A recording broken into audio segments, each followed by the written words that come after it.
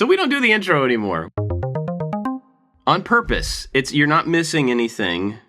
Nothing's wrong with your podcast player. We trust the audience is really what it is.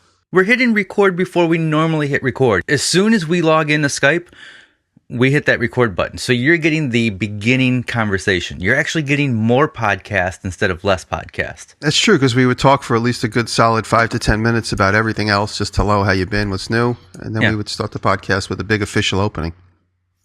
Yeah.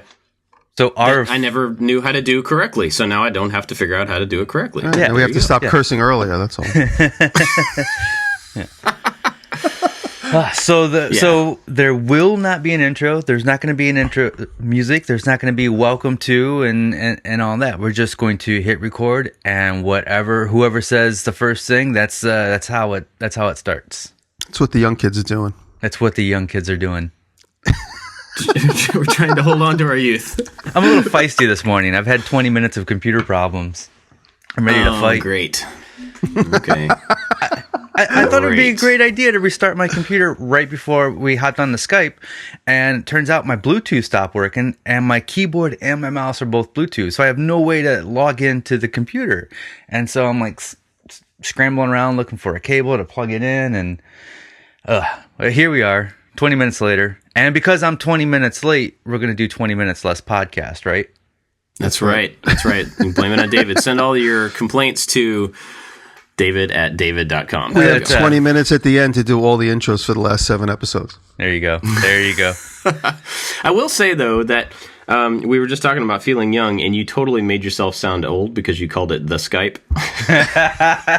Did I say it? No, David did. Oh, okay. So yeah, you're the one that marks up the email. Yeah. So twice in the past 2 days, I meant to reply to somebody on Twitter, and I just did a general broadcast. So two of my tweets didn't make any sense, and one of them sounded like I was just bragging.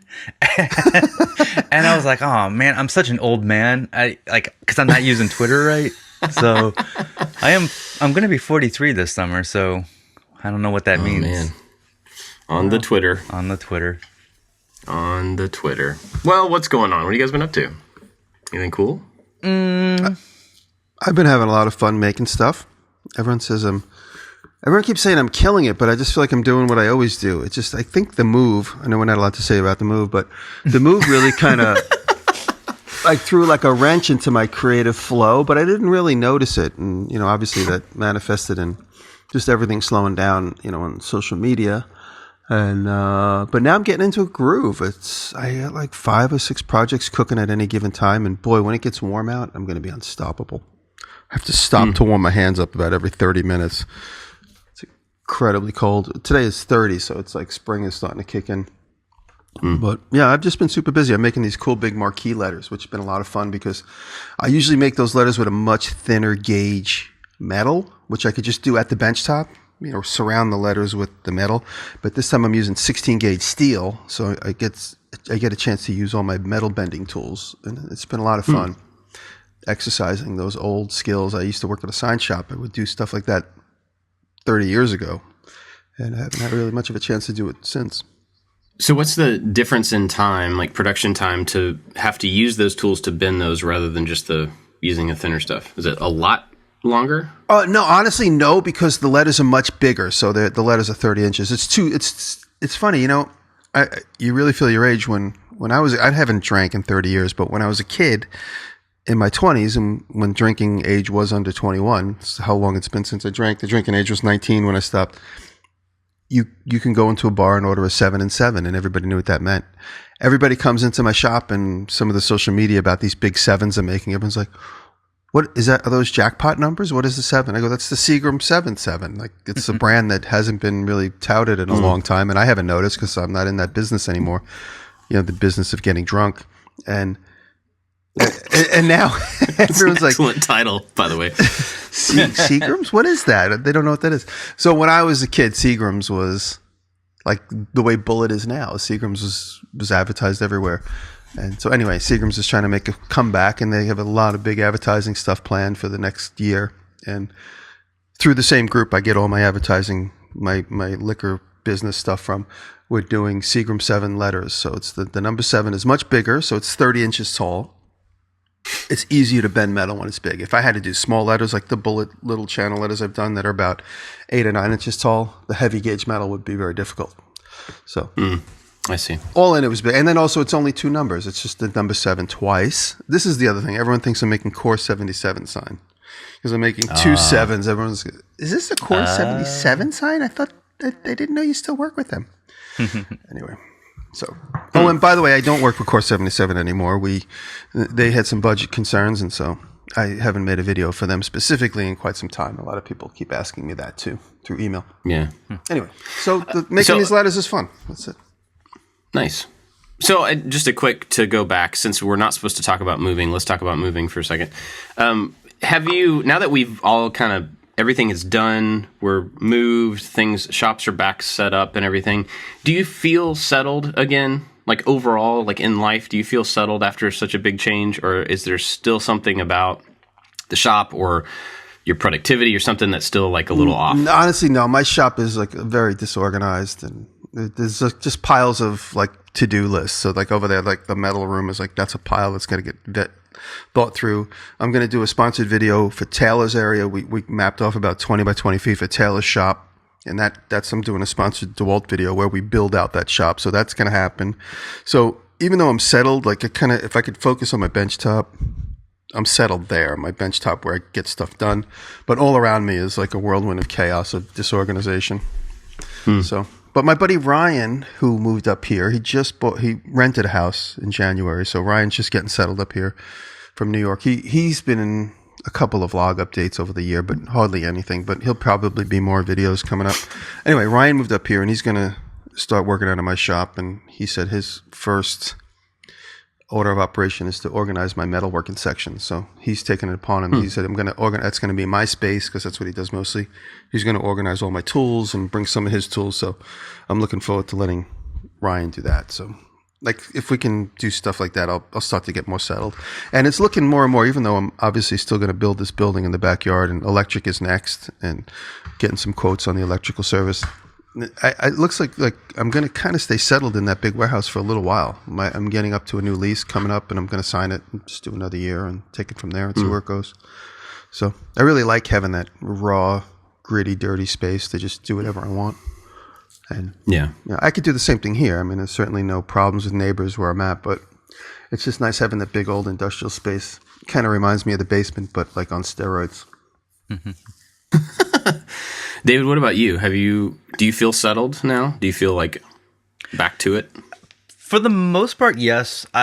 I'm actually, the way that my shop is set up and some of the new tools that I got, I'm actually better off and more efficient at some of the things that I do. But naturally, I'm kind of an anxious person. So in the back of my head, there's always this, I need to finish this for the shop. I need to do this for the shop. And so I feel like it's not ready. It's not done yet. Even though I can do all the things that I want to do, there's still these things, these tables that I need to build, and some things that need to be organized. But if I just remove that mental block from my head, I'm settled in. Gotcha. Well, that's good. I was just thinking about it this morning because, like, I've pretty much got the shop is pretty much in place. Like, everything's kind of there and working, and I've built like the dust collection and all these new add all the lights and the electrical, all the stuff I wanted to do to make it like really usable. It's all pretty much there. And so I was in the shower this morning, and I started thinking about kind of like what's next. Like, what are I have another series of videos that I want to do next to my project videos, and that's already begun to start in production and all that. But I was just kind of thinking about like everything is working now. Everything is kind of in place, and I can just get to work, and there's nothing in my way of like, well, I don't have the X that I wanted, like I don't have that paint booth that I keep thinking about. I do have it now. Yeah. And so all those things are kind of out of not all of them, but most of those things are kind of out of the way. And so now I'm starting to think about like, now that everything is there, do I just keep going in the way that I would have gone if I hadn't moved? Do I keep with the weekly projects at the same pace and the same scale? Do I try to do something entirely different? Do I just try to creep up on something new? I'm just kind of brainstorming and thinking. But it's interesting, for the first time in probably about a year to not be looking at a move coming up or looking back at a move and still feeling like I'm in cardboard boxes. It's cool to be for the first time like, okay, stuff is settled. Now what? Like, now what can I really do that I couldn't do over the last year or the last 6 months or whatever? So anyway, I was just curious if you guys had looked at that at all, or if you're not even feeling settled yet. So I feel settled, but I feel like there's chaos all around me. But I'm settled right where I work, so I can have like centered peace of mind while I do what I got to do. Did you feel like that in the city though, too? Yep. At all, or were you totally settled? I felt like that since I was conscious. Yeah, because that seems like 50 years. You. I mean, from my perspective, it seems like you would always feel like inspired and kind of looking around and, I can do this or I can do this. And when you get on a piece, it seems like you would be really on it until it's done. Yeah. I have a special ability to just kind of block out all distractions when I focus on something. Yeah. Like there could be people all around me talking, arguing, and breaking bandsaw blades and doing their thing, and I could just be what I'm doing. And that's a special skill to develop, to try not to be distracted by everything around you and just focus on what it is you got to do. Do you have any tips for how to develop that, or is that just something that's happened over time? Just learn how to ignore people. Headphones? That's how you do it? Put headphones on and just plug the wire into your pocket. Don't even stick it into anything. So you could at least still hear, like if the building's on fire, it's time to leave. But when people talk to you, just ignore them. Or another good tactic is just put on like the muffle headphones, the muffle ones that are supposed to cut noise down. So when you wear them, everybody knows not to really have a conversation. It's like when you have them on, it basically means like, I'm hiding in plain sight. Please don't talk to me. Even though all the machines have been like turned off. So if you use like loud tools for a couple seconds and you just don't take the headphones off, it's like isolation booth time. Huh. Yeah. Try that. Actually pretty clever. I mean, it's funny because if you worked with people enough, you could actually mention that at some point and be like, if I'm, so that we don't have to like deal with it in the moment. If I have headphones in, just leave me alone. Because when you say that out of context, people would probably be like, oh, okay, cool. Now I know. Right. And that would be really useful, if you were working with people. Well, I'm saying that if you're working with people and you put on headphones and they talk, you have a perfect legitimate reason to ignore them. Yeah, I know what you're saying. You could certainly hear them, but you could just be like, I don't feel like talking right now, so I'm just going to pretend I didn't hear that. Yeah. Yeah, it's like isolation, but like, what do they call it? The cone of silence. James Bond from Maxwell Smart. Boy, I'm really referencing something that nobody ever heard of. I think there's probably some people that know Maxwell Smart. There's a couple Agent of 99. 50-something-year-olds. Here you go, right. Yeah. Have you ever thought about making a shoe phone? What do you mean, thought about? I got 3 of them right here. Oh, nice. There you go. Okay. And the calendars don't work on Like- any of them. They all have water in them. That's funny. Yeah. Well, David, what have you been up to? You been working on anything? A couple things. One, I want to do an update on the food dispenser, the dog food dispenser. I purchased a plastic food grade auger, and I got a couple different sizes. They should be arriving anytime soon. And I'm also going to try to 3D print one, but buying one is my safe bet. Because I'm having a little bit of issue with my 3D printer. The feeder's not feeding anymore. I think it's clogged up, and I gotta fix it. So that's kind of frustrating. So I'm gonna start on that next week. This week we're doing a couple little videos. We went antique store shopping and got some things that we're going to kind of tear apart and upgrade. I had this one crazy idea that I'm also going to try to film this week. And this is not a brainstorming session, but if you guys have ideas, I'm open to it. I want to make a little wooden box with no woodworking tools.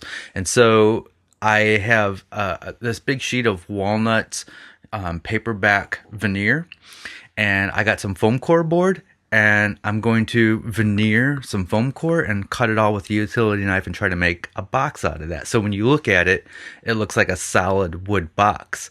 But in actuality, it's just foam core veneered. So that's Nice. that's a thing I'm going to try. Cool. So That's a good idea. when you say I don't have those tools, I'll just send you a utility knife. You heard it here. You better eBay a big old box of utility knives. Yeah. That's funny. Which, by the way, you guys said something about a utility knife. I was busy looking at my phone. I'm Not listening again. another thing I'm working on. Well, I just saw that it popped up on my phone that Vic Damone passed away. He's a singer from the Frank Sinatra era. Breaking news. I'm working on. I made this X-Acto thing. I think probably talked about it last week. Yeah, it's the becoming Sharpie. like a little hot topic. This X-Acto knife thing. I'm looking for it. It's in the other room. But we're working on me and my buddy Kevin Lazat. We're working on trying to turn it into a product. So it's funny. I just mentioned it to him. People always say like, "How do you get involved?" Just take the initiative. Just go for it. And anyway, I just emailed Kevin a couple of questions. I was like, "Hey, what's your opinion on this? What's your opinion on that?" And instead of answering me back, he just answered me back with a picture of the one he made. He literally I must have caught him at a moment where he had some free time. We were just having a conversation throughout the day on text message actually, and he, instead of sending me back we did a couple of sketches, but literally within the hour, he sent me back a model of one he made on the lathe. So that's moving along pretty briskly, and I'm excited about that project. And the one I made myself, I grab 100 times a day, which is gives me confidence that it's actually a good, useful tool. So, anyway, so that's my utility knife update. That's another thing I was working on this week. Sweet. Oh, I just can I jump back because I meant to say this while you were talking, David. I don't know if you've worked on 3D modeling the screw. You were talking about the auger. You're going to buy one. Mm-hmm. When I did mine in Fusion, there's I guess it's called a screw tool or something, but you can create a screw in Fusion with you hit the tool and it gives you how deep you want, or the angle that you want it to be, how many turns you want it to be over a distance and stuff like that. So there is a tool in there to help you model that, depending on what the specifics of how you want to do it. But the first time I tried to do it, I started from scratch and I was like, oh, I have an idea how to do this, and I got maybe 10 minutes in, it was like, nope, way off. It's totally wrong. And then I found that tool and it was more helpful. So Gotcha. It's in there. All right, but that'll make it a lot as easier. far as your 3D printer, if it's not feeding, those have a little brass gear that feeds through, that pushes the filament up. And a lot of times, if the filament got stuck and that gear turns on it, it grinds it away and then fills up the teeth of the gear with the plastic. And then after that, it can't grab into it. So a lot of times you'll have to take a toothbrush and just brush out the plastic from the teeth of that brass gear and move the filament up a little bit manually, and then it should be able to grab. So you may want to look at that. Gotcha. That It sounds like that's exactly what happened. In the middle of printing one of those little organizer boxes, it just stopped feeding, and there's like a little release lever on there, and so I pulled the filament out, and there was just it just was spinning. Yeah. So and there was a piece broken off in there, and I got that out. And I thought that was the issue, but it's still not feeding. So I need to clean those teeth, it sounds like. Yeah, that's happened to me on a few different printers at different times. And I'm not really sure why that happens. It just, something gets hung, and as soon as the filament stops moving for just a second, but that gear's still turning, it just grinds it out, and then there's nothing for it to catch. Gotcha. So, yeah. Let's see. For me, I made a air-powered rocket launcher this week. So that was pretty cool. What? That sounds way cooler than it actually is. But when we were at Maker Faire, mini Maker Faire recently with my kids, they had a little. It's just a canister with a bike pump at the end of it, and so you pump up the canister, you pressurize the canister, and then it had a little sprinkler valve at the end with a button. Press the button, it lets all that pressure and air out through a smaller tube, and then there's a paper rocket sitting on top of that tube, and it shoots the rocket up. So kids could take a piece of paper, make their rocket at one table, go over and set it on this thing, pump it up manually, it's just a bike pump, and then shoot the rocket, and it would go easily 4 or 5 stories up. It was really, really high. And so as soon as I saw that, I was like, oh, that's really similar to the pudding gun that I did from a mechanic standpoint. I mean, everything is the same, but instead of using a air compressor. They're just using a bike pump. So we made that, and it's awesome. It worked out really well. I made the rockets so that they fit on a single sheet of paper. So, we can give people the template for that and they can just make rockets. And it's using, the only tool I used for the whole thing was like a jigsaw or a circular saw or something. I don't remember what I used to cut the PVC pipe. But other than that, it's really just PVC and glue and tape and stuff to get it all put together. So, and it runs off 3 9-volt batteries. So, you don't even have to have it plugged into the wall or anything. It's a pretty cool little project and something that, parents and kids could build together and play with together because it's a lot of fun just to shoot stuff. Oh, and the pipe that we used, turns out that it actually, the inner diameter is the same size as a Nerf dart. So you can stick a Nerf dart down in there and shoot them. So then I started thinking, well, like, how else can I use that? And I made, this is not going to be in the video, but we might put a little video on the second channel about it. But I ended up just taking a piece of that small pipe, this is like a 1/2-inch CPVC pipe, and put a little hand pump, bike pump, like a basketball pump, like a real tiny one, directly into the back of that tube. And put on the front of it, I put a little blower from an air compressor, like the little, like your knuckle duster, that mechanism, that was used for that. That's on the front. And then another tube to put the dart in. So basically you have a little handheld thing that you can pressurize with a pump and shoot a Nerf dart, but it shoots it 5 times farther and 5 times faster than a normal Nerf gun. So that was kind of cool just to have this extra little thing that came out of experimenting, even though we're not really going to turn it into a video. But so those will be out this week. Where does the battery come into play? I was a little confused. How does the battery? So the pump? container's pressurized, and the front end of that goes into a sprinkler valve. That's a 24 volt valve. And so the batteries go to that, and then there's a button in the way. And so when you press the button, it lets the power to the valve. I'm thinking of a mechanical button, so it's an electric button. Yeah. Oh, okay, cool. Yeah. When I was a kid, we played with Parks rockets. Do you remember those? The plastic, the red plastic, red and white plastic, usually clear red and white plastic. Oh, yeah. Yeah, where you pump them up with the... Yep. Those things were dangerous. They still and you can do that with... You can do that with like a soda bottle. You can make that same mechanism, pressurize it with water and air, and then it'll blast off and shoot water out of the back of it. Those are really cool. Those things were they had a lot of velocity, those things. Yeah. And they had like the fins on them were canted in opposite directions, so it would kind of spin as it went up. Yeah. It would rifle in the air. Yeah, it was if anybody doesn't know, they look like 1950s rockets. They were kind of long, elongated pill shapes with little fins at the bottom. They might still make them. I just haven't seen them in a long time. What were they called? Parks rockets? Parks rockets. I just remember because when I was heavy in the toy business, all the toy inventors always talked about them because they were such a great, efficient mechanism, and they were just fun to play with as a kid. So, here they are. Huh. Is it still available? I remember them, but I don't see new ones. I just found a picture of an old one. I'm sure they probably are. But everything I find on Google is just a picture of a park with a rocket structure in it. Which is not really what we want. That was I recall the name because there was one inventor I used to talk about it with all the time. But it was kind of like one of those things. That's the kind of cool toy you want to make. Yeah, that's pretty awesome. And actually, my friends fun to get one of these. My friends invented a thing called air hogs. You remember that? Oh, yeah. Yeah, air hogs was a very successful toy. My friends invented that. My friend Ray Kempfer Design in Chicago. And that's a whole line of toys now. Yeah, and so the initial model they made was sort of a derivative of Parks rocket, but they took a rocket and turned it into an airplane. Yeah. Using the same compressed air mechanism. Sweet.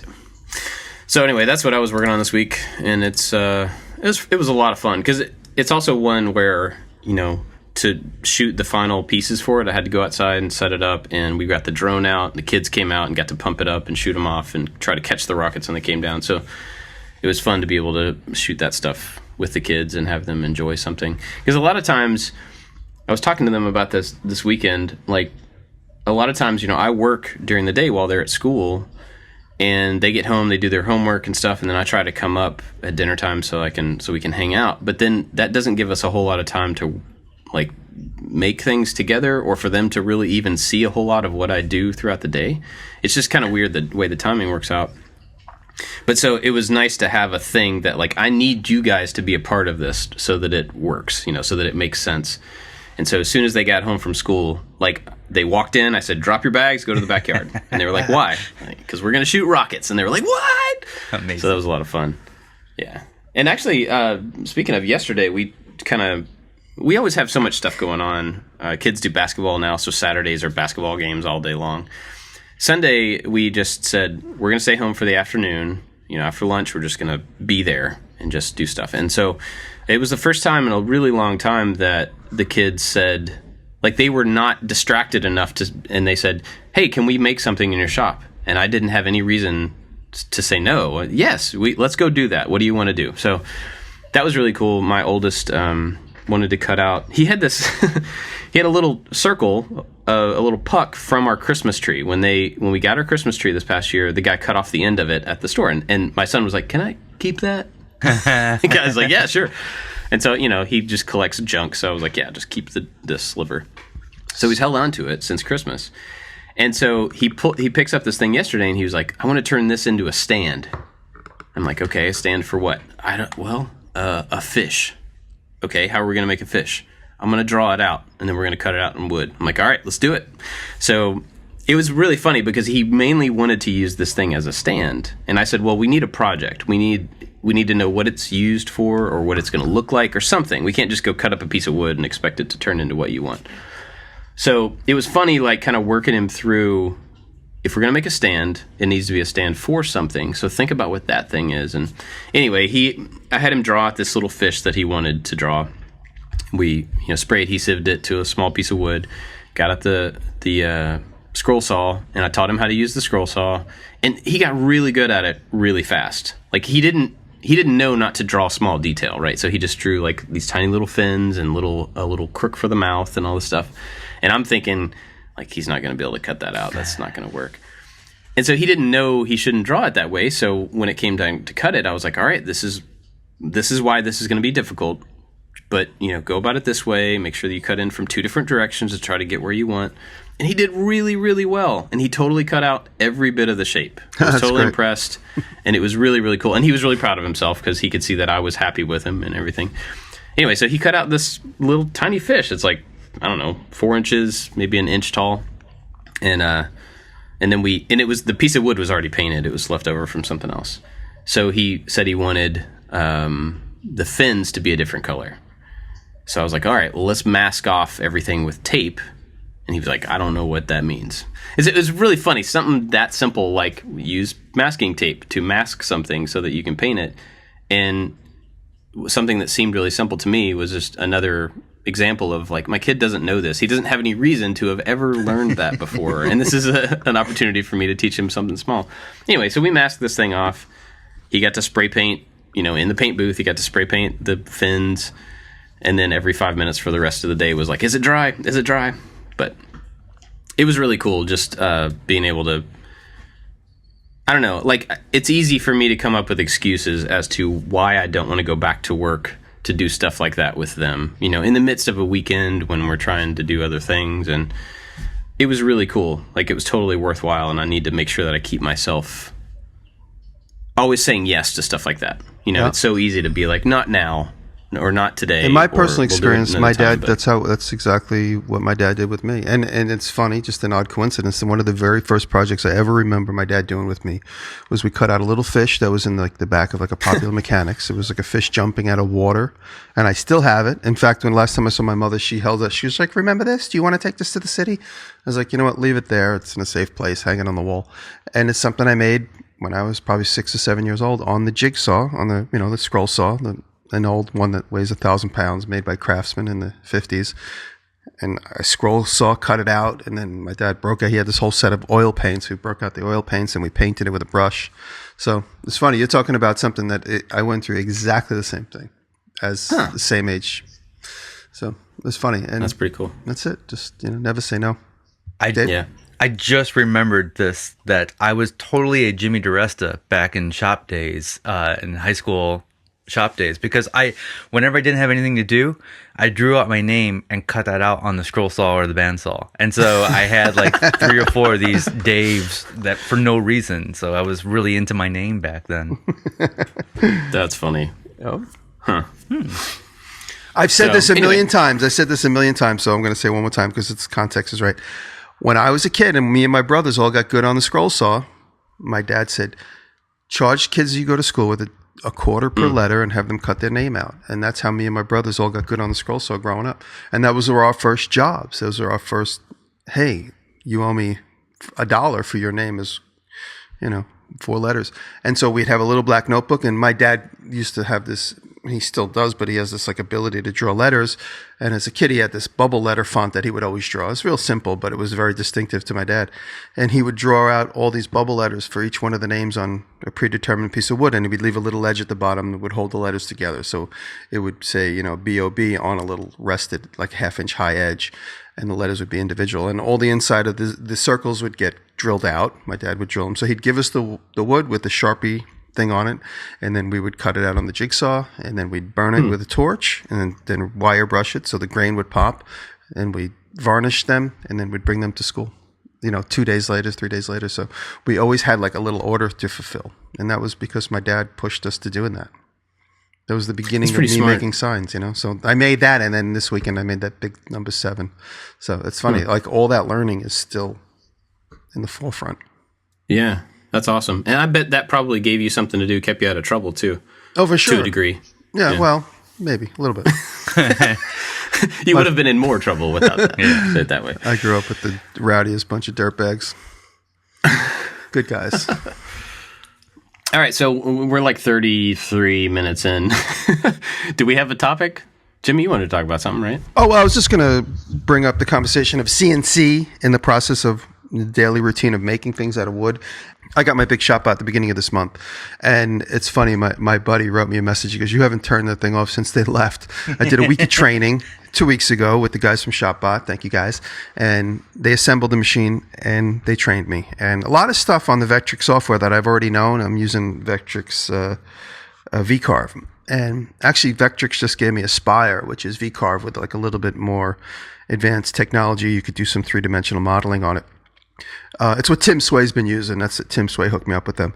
But just wanted to talk a little bit about the idea. Like, if you guys notice, I've been making finger jointed boxes and stuff, and that's so fun. I used to see those and be like, ugh, CNC boxes, but now I can't make enough of them. I'm actually making about 10 or 15 of them to hold these bundles of screws I got. It was on my Instagram story last night, and it's so rewarding to be able to cut out.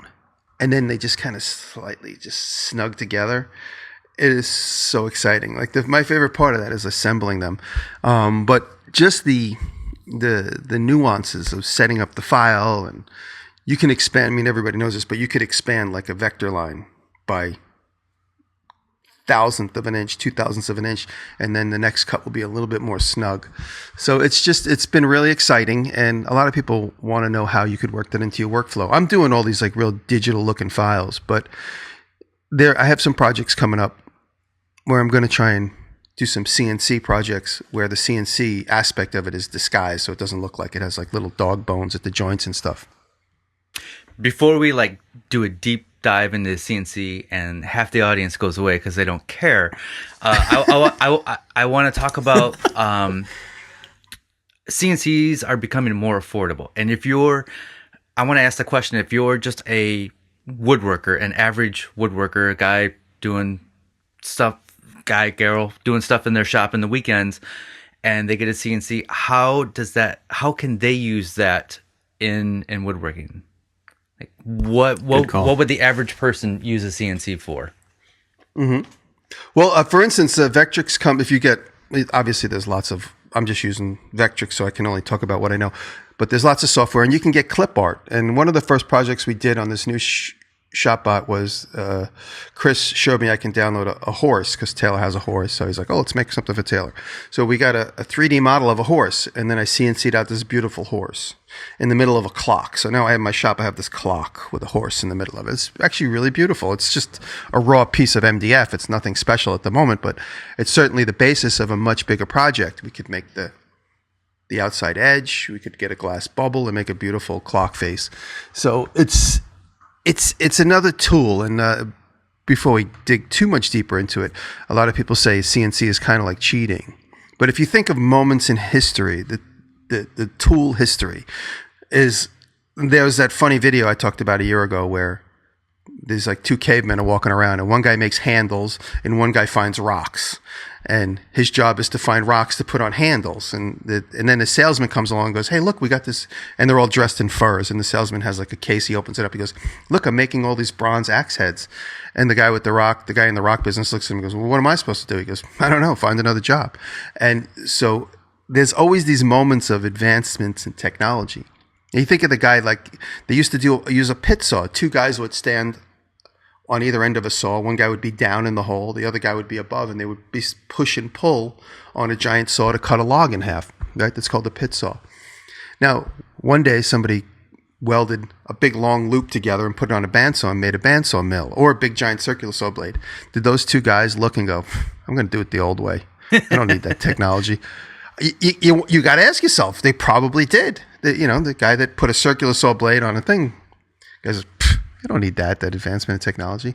I'm going to stick to using my arm and my shoulder. So these moments in time where there's advancements in technology, there's always like the group that sticks with no change. For instance, you guys noticed this video I made this weekend? I refitted the stock of a gun. Oh, yeah. Boy, if you guys thought the axe nerds were bad, oh my God. I saw a little bit of that, but I was so when I go, by the way, when I go into my like withheld comments, there's like hundreds of comments withheld because people are talking very spicy. I just select all and approve. Select all and approve. And now they're fighting with each other. There's wrestling matches going on in the comments. I'm like out of it. Like every time I open the comments section, there's like dust and legs and smoke spinning. That's funny.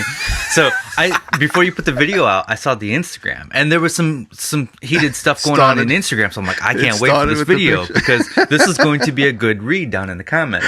And oh my God. So I think I saw the video maybe an hour or two after you posted it, and the comments that show up at the top are the ones that the creator loves. And so, like, they're all like, "Oh, great job, Jimmy! I love, great idea." And I'm like, I even liked a lot of the gnarly ones too. Well, this is before I think you had a chance to. So I just like I'm scrolling all the way past those comments that Jimmy loves, and I just want to get to the good stuff. And I'm like, "Oh, here they come!" And then I came back like the next day, and you started loving some of the not so good ones. And it was causing some heated discussion. So if you're looking for a good read, go to the comment section of that video. Yeah, and like I said, I'm not even reading the ones that denigrate me personally. I'm just approving everything. I'm just approving because I just want to see where this goes. Because it's just a throwaway idea. I didn't ruin an antique gun. I actually got a replacement stock, which was very cheap. You see, that's where the comments are coming from, because there's a couple of topics in there. One is guns. Guns is just going to be a heated conversation no matter what. And two, you're taking something that's old and modifying it, and that also stirs it up. And three, people don't necessarily agree with your design. Yeah, which is fine. I mean, it's just a step in another direction. That's all it is. It's nothing final, which is what people don't understand. Yeah. It's just I'm brainstorming in public, and I got this inspiration. I did it, and so anyway, to bring it back to CNC, it's the same thing. People don't like change. They don't. There's no reason to use that in my workflow. I'm happy cutting, the way I do, but it opens a whole new door. It's just another tool. And you start thinking with that tool, what can I make with this tool? How can I, I got to make these 25 shop boxes, which it's really more like 10 or 15.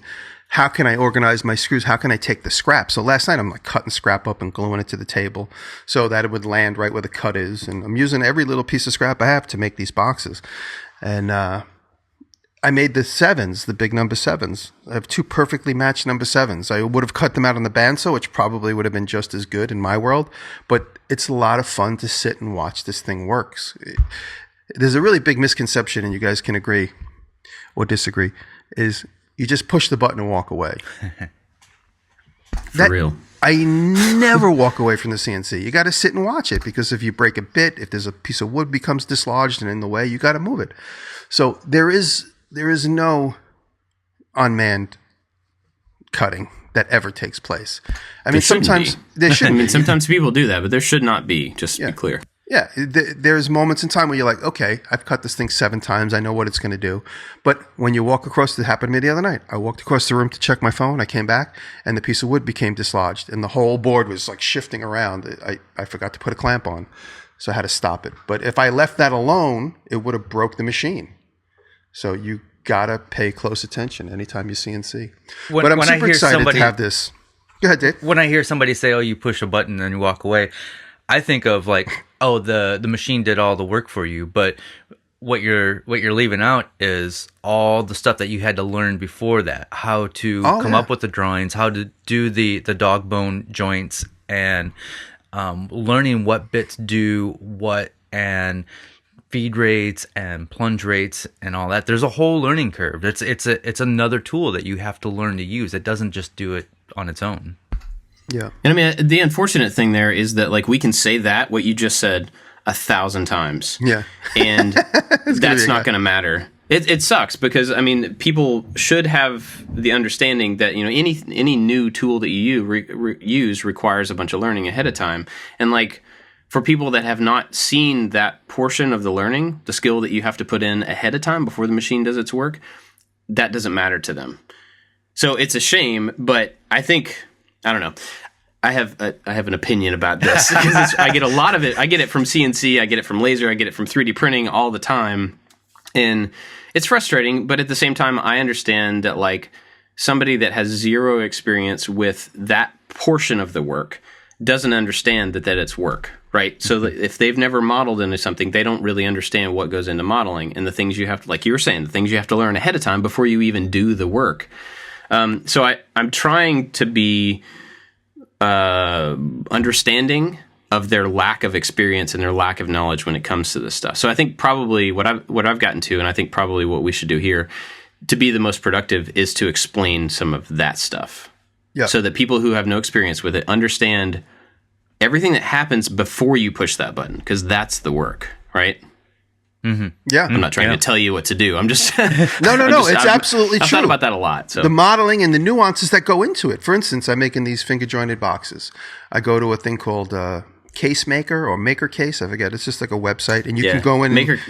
Maker Case. Maker Case is one of a few, and you can go right in there and you could say, I want a box that's 11 inches wide, 12 inches high, 10 inches deep, and it gives you that already laid out, and then you tell them how many finger joints you want, how thick the material is going to be, and then you hit export plans, and then the plans come out. But then I take those plans into Illustrator, and because they're vectors, I can push them around. I can get rid of the finger joints on one side, so I have a box that's just an open top. I can put a handle groove in it. I can add my logo if I want. I can go and shift around some of the joints where I want it to look certainly a certain aesthetic. But by also having an understanding of Illustrator and Photoshop and all these other programs that have been around much longer than all this new technology, it helps because you can certainly work hand in hand. I made these little tiny boxes on the laser. I mean, God, it's so rewarding to be able to just export this thing and then to the size you need. And then you could cut it and you're like, oh, let me change this. Let me go back into the file and change that. So there is a lot of nuance to it that people don't understand. And if you have no experience with any kind of computer programming, it'll be obviously a much bigger learning curve for you. But I've seen some guys really, because three of us are exposed to the big fan base that we all have. I've seen some guys whose lives have turned completely around because they've been open-minded to CNC. And it doesn't mean they will never still make a cabinet the same way they used to or still do style and rail door panels. And it's just another part of their process. And as a sign maker growing up, my whole entire life, I've been cutting signs on the bandsaw and striving for perfection. I mean, if you're a bandsaw operator, what I always do is I leave the line plus a tiny fraction, like maybe 2 or 3 thousandths of white paper. So if I'm bandsawing, I leave the line of the artwork that comes out of the printer and a little hair of white so that I know where I am. Because the minute I cut into the black line, which is only, 20 thousandths wide, I'm start to lose where I am. So I'm always striving for perfection and by hand. And then when I got my little shop bot and I started getting absolute perfection, as a type nerd, I was so excited. There's no wavy line from the bandsaw in it. There's no you know what? This serif doesn't look like that, but no one's going to notice. everything is exactly the way Bedoni designed it, or whoever it is. It's exactly perfect. It's exactly Times Roman. And what about cutting so out the circles in the middle of the piece without having to cut all the way through like you would on a bandsaw? So from a type or a sign maker's perspective, having a CNC is a tremendous. I mean, you can't have a sign shop now without having a CNC. You know, a profitable one. I mean, you could be a hand carved guy that just does like hand carved letters, but if you want to make like a career out of making signs, you got to at least have a CNC, a small one to handle certain things or whatever, or even a laser. I mean, we all have lasers and CNCs now, but laser is also just it's like amazing. It's so incredible. You could draw a doodle, and then within minutes, it's engraved in something. I remember a time where you'd have to like draw a doodle and then take it to the trophy shop because those are the only places in the world that would be able to figure out how to put it into metal. I remember I worked for some guy who was on some softball team, and I was always helping him get his trophies. And I'd be like, this is, there was no thought process. That was the way. You had to go to a trophy shop. And a trophy shop is these weird things. You're like, this guy makes a career making trophies? But there was no other place to go and get anything engraved. You had to go to a trophy shop. Yeah. To jump back a bit, you were talking about how like some people's, I don't remember how you said it, but it made me think of when we were in Chicago, I was talking to Zach from Inventables. I don't think he would mind me sharing this. But I was talking to him about like how it was going at Inventables. And he was saying it was really interesting because he got kind of teary-eyed saying this. Like they started making a CNC machine. They sold it. It was just part of their business. And then over the last year or so, he's been to several people's homes, to help them set up machines. He'll go like hand deliver machines. And he's seen families that are supported by an X-Carve in the garage. And somebody had a job that they didn't really enjoy so much, and they got an X-Carve, and they started making signs, or they started making whatevers. And then it turned into their livelihood. And so it's really interesting. Like, I understand that some people may not think that CNCs or digital fab tools are true woodworking, or it's hands-off or whatever. But in this case, like in that particular conversation, the thing that hit me was, who cares? It doesn't matter if it's real to Joe Schmo in wherever, because he thinks woodworking is whatever. It doesn't matter. It made that person and that family be able to do something that they've wanted to do because of a machine that didn't exist or wasn't accessible just a few years ago. Right. And so if you look at it from that perspective, who cares? Like, it's changing someone's life. It's letting them do something that they couldn't have done otherwise without that machine. Right. And to me, and that maybe that's an extreme kind of emotional case or whatever, but it's a reality. And so if you, like you were saying, the profitability of a sign shop or a trophy shop, it would be really difficult for those things to be profitable without fab tools that could create at the rate you need to be able to create, to make a living. With precision as you need. Yeah, yeah. And so I don't know. I get fired up about this because the negativity towards these type of tools, I understand it because it's encroaching on something that people are used to, or maybe they are proud of their hand tool ability to be able to create these things, and I'm right on. That's good, but it gets lost sometimes that these tools are providing an entirely different thing to a lot of people that was just never accessible. And in my mind, personally, accessibility to stuff is like way more important than pride. Like if people can get access to a tool to do the thing that they want to do, right on. That's so much more important than somebody like getting their feelings hurt because they can do it better by hand, or they spent 10 years or 20 years doing this thing by hand. Anyway, that's my soapbox. I'm done. Well said. I do want to go back, and maybe we should have mentioned this at the very beginning, because we just all assume that people know what a CNC is. But a CNC, in its most basic form, is a router. So just a bit that's spinning.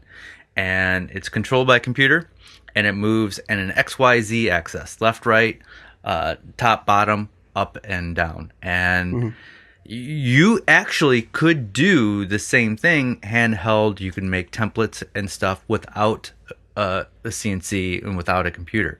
This is just it's another tool that allows you to cut through typically flat pieces, two-dimensional shapes. You can do some 3D stuff too. I don't know. Do you think that explained it well enough? Well, yeah, just to get more basic, CNC means computer numeric controlled. So CNC means you have a gantry. CNC is computer numeric controlled, but typically CNC is short for a machine that has the gantry with the XYZ. Those are the three directions basically you need to go in most operations. And the CNC could be for a laser head. The CNC could be for a router head. The CNC could be for a drag cutter. The CNC is basically, no one seems to mind silhouettes. The silhouette machine that cuts out vinyl. No one gets mad at those. I've had people get mad at those. Silhouette is a silhouette is a brand name of a machine that makes vinyl letters. And also a lot of guys, a lot of people across mid-America, you do what's crafting or scrapbooking, and a lot of you'll see at late night TV, they sell a silhouette or it's called a Cricut is another version, where that's basically a CNC. They've taken the printer, what looks like a regular printer, and by moving the paper in and out, that's your y-axis, and Z is X is your left to right. So instead of having a gantry, it just has wheels that pull the paper in and out. That's your y-axis, and the thing slides across and does your cutting. So that is a CNC machine. That's a computer numeric control paper cutter. It's either a Cricut or a Silhouette. So those are really accessible too. If you want to get into CNCing, get your hands on one of those. Those are super fun to play with, and you can make some really beautiful type images or just any kind of images, and they're cheap. Bob, I bought one because you had one when we first got together and started hanging out, and I didn't realize that they were, because when I worked at a sign shop in the 80s, they were thousands of dollars. It was like a brand new technology, and then you have to like kind of invest in like a big CNC version of a giant plotter. What was called a plotter. Yeah. Yep. Yeah. Yep. So I only ever had that image of a plotter in my mind, or the vinyl cutter, and then I didn't realize that Silhouette had made them more accessible. It's like buying an Epson printer, for instance. It's the same price category. Yeah. Bob, you used yours to make the little logos and stuff on your arcade buttons, right? Yeah, I've used it several times for stuff like that, to make really precise small things that don't have a backing, right? So they don't have they go on a glowing button, but they don't have a surround. It's like a die cut sticker. Another thing that people use those a lot for is making stencils for spray painting or for screen printing. Mm-hmm. And that's like a way faster way to make a screen printing. It doesn't last as long as if you made an emulsion negative, but it's another very quick and pretty inexpensive way to make a stencil, for whatever purpose. But a lot of people use it for screen printing. I saw our friend Mark Schaefermeyer did that this weekend for the first time, I think, and had really good luck with it. Like, it's a really good looking screen print. And I never even thought to use it for screen printing. That's cool. Yep. So I use that. I haven't used it a lot lately, but the times that I've used it, it's been the perfect solution for whatever it was that I needed. If I need a really tiny but precise sticker for like a graphic, I know Bill Duran uses it for props a bunch. He can make really tiny letters for I have details. To use it this weekend. So I have to use it this week. I got to make the bindings for all those books. That I made this desk that looks like a bunch of book bindings, and the client sent me a bunch of titles. So I'm going to not do every book, but maybe every other book is going to have a book title on it of, some of the books that are popular among that age group. But it's, the funny thing about that machine is I don't use it often enough to be confident every time I pull it out of the box. And so every time I pull it out of the box, I'm like, this is going to be a horrible failure. And then it's like, and then it works. Yeah. I always have to download the new version of the software because it always has to be updated. I use it that infrequently. But every time I open it up, I'm like, oh, is it really working? Oh, it works. So that's the the pleasant surprise I go through every single time I pull the Cricut out of the box, the Silhouette rather. So we kind of talked about CNC, like what it is, but I guess the code end of it, or somebody a couple days ago, man, I'm all over the place today. I've had a lot of coffee, I think. A couple of days ago, somebody asked, does the X-Carve, in a comment or something, does the X-Carve use the same language as something else? I don't remember what it was. And so it might be good to address the language of a CNC machine. And this is CNC, in this case, meaning 3D printer, laser, router. Those are all CNC machines. They all run off something called G-code.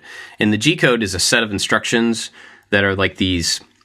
It's like a G36 is a command, and then G28 is a command. And so it's a bunch of those, like a whole bunch of those in a text file, basically.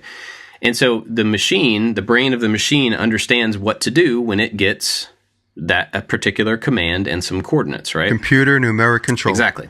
So it gets that language. And so when you talk about the language of a CNC, you're really talking about a file of instructions as to like, go here, cut, or start cutting, go here, then go here, then go here, then go here. It's just that. That's all it is. And so when we talk about CNC software, those are things that generate that G-code. They're things like Vectrix is one of them. Easel is another really simple Xcarve version. There's Aspire. There's a whole bunch of them. Some are free. They're all user interfaces to create that. Yeah, they spit out G-code, basically. And so for the most part, most CNC machines, most different 3D printers, they all run on the same set of instruction stuff called G-code. And you can generate that a million different ways. And certain pieces of software will add certain nice features, or they'll handle that G-code better. They'll generate more clean code, stuff like that. But essentially, the output of all of those things is the same. If you go to, is it MakerCase? I keep saying the name wrong. Yeah. Yeah. So if it's makercase.com, you go, or maybe it's .org or whatever the hell it is.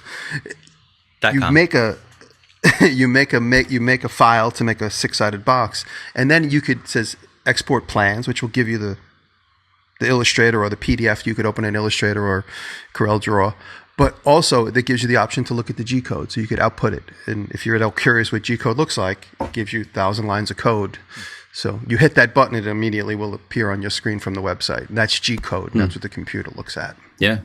So that's just an easy way to get a quick look at G-code. Yeah, and that's actually a really good example of it too, because it's a relatively simple shape. It's a bunch of boxes with finger joints or whatever. So if you were going to make the G-code for like some really complex 3D printed object, that would be impossible to figure out. Like look at the code and see like, oh, this is what it's doing. But with a geometric kind of simple shape like a case, that's a pretty good example of G-code to look at, because you might be able to learn a little bit about what those commands mean. You don't really need to know those commands, be clear on that, because most of the software creates that in the background. But if you are curious about what some of those commands mean, what Jimmy's suggesting is probably a good way to kind of get a look at it. And just a little thing about G-code, the longer you have so many lines, and I never paid attention to the amount of lines that are in G-code until the guys from ShopBot were here. Chris and Richard, and we set up as a test. I set up the box from. I have horrible movie reference recall. The movie Seven. Pinhead. What is that movie? No. What is it called? No, that's not what I was thinking. The Hellraiser. The guy opens the box. So as a joke, I go, hey, let's make the Hellraiser box. So we looked at the file online. Every side was different. I'm like, let's just pick one side and repeat it 6 ways. It's just a test. And then we brought in a JPEG and brought it into Aspire, and Aspire turned it into vectors, and vectors, we made a cutting path, and then we made a G-code file. And then when we loaded it, the G-code file had 275,000 lines of code. Wow. That's like an 8-hour cut.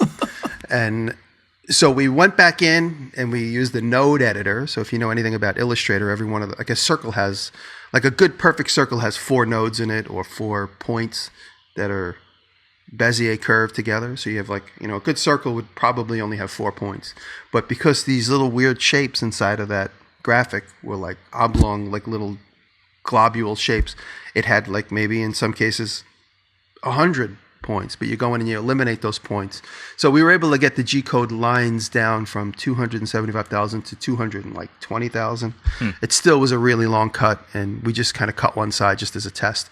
But there are ways of making things quicker and easier. Dave? If you're curious to know what Jimmy's talking about, in Illustrator, there is a path simplify tool command that you can use. Just I throw that in there. Yeah, a path has dots on it, and the dots indicate where the line goes next, and those dots are read by the G-code. If there's 1,000 dots in a circle, it's going to read each one of those dots. So you have like. Basically, there's too much fat in that file. You can get rid of a lot of that fat. That's a good way to put it. But now we're getting into the weeds of like kind of more complicated stuff. But yeah, It can be as complicated or as simple as you want it to be. You can actually just find a clip art image and load that into whatever software you're using and output that in the G-code without having to get into the weeds and understand things. Or you can be creative as you want to be, design something in a 2D or 3D application and output that to the machine. All this being said, I never ever look at the G-code. I never actually see it. It's completely disguised from me as the user. Yeah. And you know what? I'm sitting here talking to you guys. I'm laughing to myself. If the 10 years ago version of me, if the 40-year-old version of Jimmy Diresta got to listen to this conversation, they'd be like, what happened to you? You've changed. You've changed. So you were never going to leave the shop and just only use bandsaws for everything. What's wrong with you? So evolution. If it could happen to me, it can happen to you. That's right. Well, we could probably talk about this forever and go, really deep on like why you would use it and all that stuff. I only had one more thing that I wanted to say about this. And I mean, if you guys have more, that's cool. But one thing I wrote down was that when you start using any of these digital fabrication tools, just like if you start using any tool, the first things you do with it are going to look like you just got started with it, right? If you start with a bandsaw, your first cuts are not going to be great. They're not going to be straight. They're not going to be highly detailed. And when you start using these digital tools, it's the same way. You can tell that you're learning it. I think like anything, the expertise of something, after you've done it a long time, you learned a lot of stuff. The expertise gets to a point to where you can hide the fact that you're using specific tools. You don't see the tool in the end product as much. That's when you know you're getting really good at it. And so I think there are some people that always look at these tools like you're always going to be able to tell that something's CNC'd, or you're always going to be able to tell that a prop or something is 3D printed. That's not true. That's inexperience, and that's the learning process. But eventually, when you do anything long enough, you can hide the tool in the end result. And so, I don't know. I guess I want to say that really good point. As an encouragement to people, and as a way to like maybe prove people wrong, because I think a lot of that sentiment is just about people learning. And it's about experience, And eventually, you can hide the tool. I don't know. That's kind of what I had. You remind me of an experience I had in '92. I worked for a toy company. I was part-timer at a toy company, and I remember our graphic designer started designing things with a computer. Dun, dun, dun. And everybody in the toy company was like, "Oh my God, is this really where we're going? Really? I mean, really? We got to use a computer now? Can't just do it by hand the way everybody always did it?" And they would bring in the mechanicals, and we'd have meetings, and they'd be like, "They're cold. There's something about it," like the owner of the toy company. But I don't. Do we have to use a computer? And we were just looking at flat images at the time, and they really did look cold in hindsight. But there was really basic, simple shapes and basic colors, and the typefaces and like the letters were arched. And when we looking back at the packaging, it's a vivid image in my mind. I was like, God, that looks so stale. But in short shrift, they got really into the computer and understood how to do layers, and Illustrator and Photoshop all became all the aspects. But they were just scratching the surface because the design house was just learning how to use computers. It really, they literally mortgaged the house and bought 3 computers and then got into it. And then all of a sudden, things started to catch up with the technology. The user experience started to catch up with the technology. It happened really quickly. So you mentioned something. I watched this little documentary on this electronic band called Chromeo last night, and you mentioned sometimes the computer generated stuff looks cold, and this electronic band who just has like an arsenal of all these different synths, they talk about like some of these synths sound computery and cold. So what they do is they mix other things in there, some more organic sounds to combat that cold, or so they work together. So bringing this back to CNC, you could have these computer feel pieces, but then you can add some handcrafted hand-cut things to them as well to warm them up. That's an excellent point. You can always carve into whatever it is you cut. I've done that a couple times as well. Right on. That's a really good point. You guys got anything else on this? That's good. That's part one. Part one of There's 50. a lot to talk about. And to be perfectly candid, I was in the naysayer camp 5 years ago. I really was afraid of the learning curve. And so to be afraid of the learning curve, it manifested in me being defensive. I was like, I don't need that. Yeah. I can do everything on the bandsaw. I don't need that.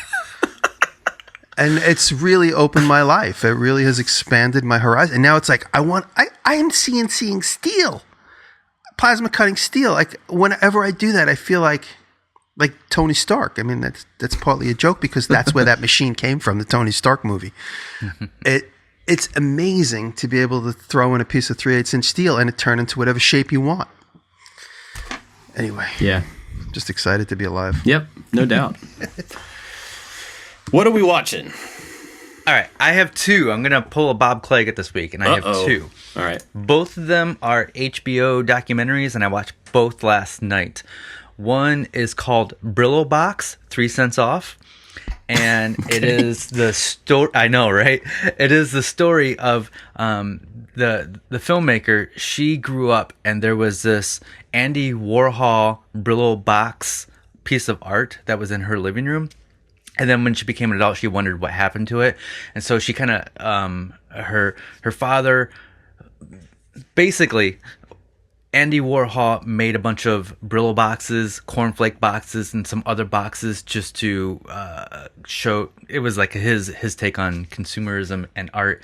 And her father bought this Brillo box and then sold it, and she followed the path of where it was for the last 40 years, and eventually it sold for like $3 million or whatever. Whoa. It's really cool.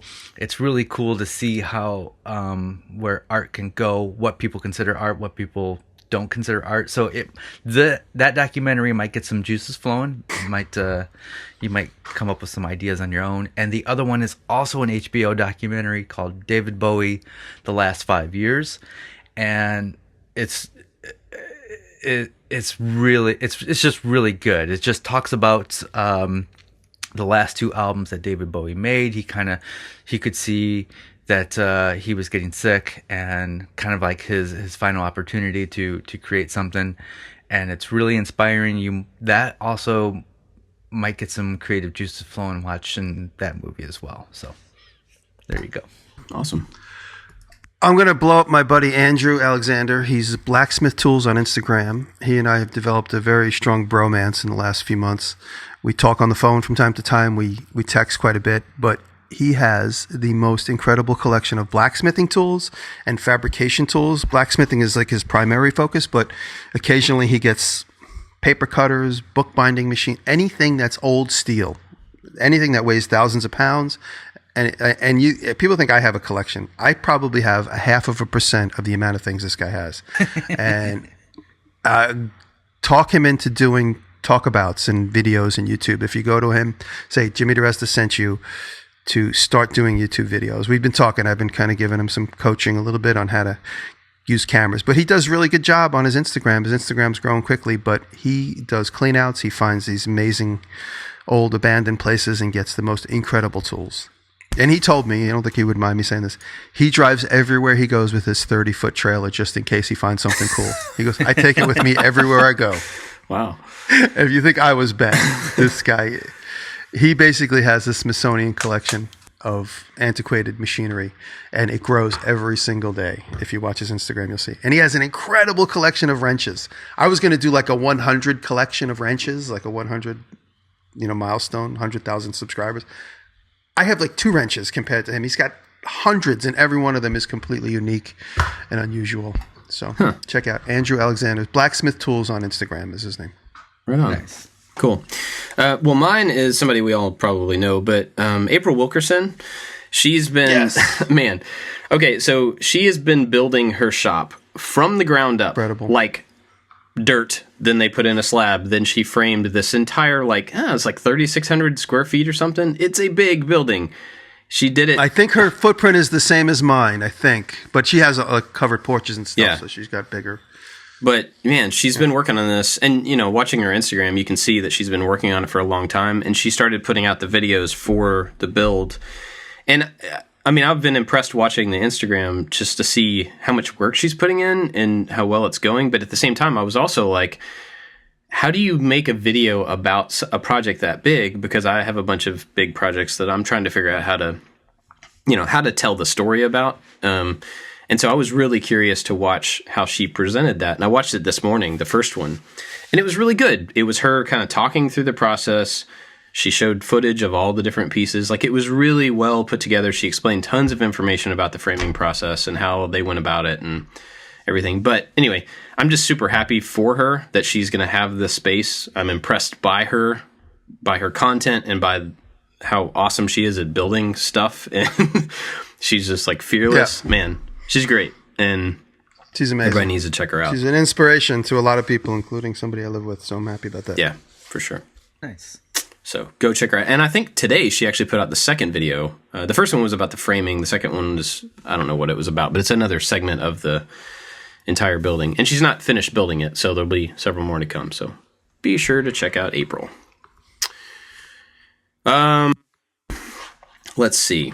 I think that's about it. We got to thank our Patreon supporters, of course, especially Make, Build, Modify, Chad from Mancrafting, Dor Sharir, Michael Schubert, Works by Solo, Malton Make, Corey Ward, Evan and Caitlin, and Wise Old Dal.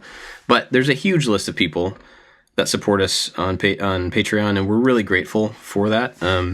It's really, really cool. We talked a few weeks ago about how we are going to try to maybe hire somebody to edit and everything. The only way that we could possibly do that is because of the Patreon support. So that's pretty fantastic. So if you want to support the show in any way, even $1, is still fantastic. Go to patreon.com/makingit. And everybody who supports us there at any level gets access to the after show, which we're about to record right after we get done here. Yeah? Yeah. Yes. Yeah. Yeah. Yeah. I guess still on board for that. I might be recording it by Put it on my myself. to-do list. I don't know. All right. You guys got anything else for this week? That's good. That's it. Thank you. All right.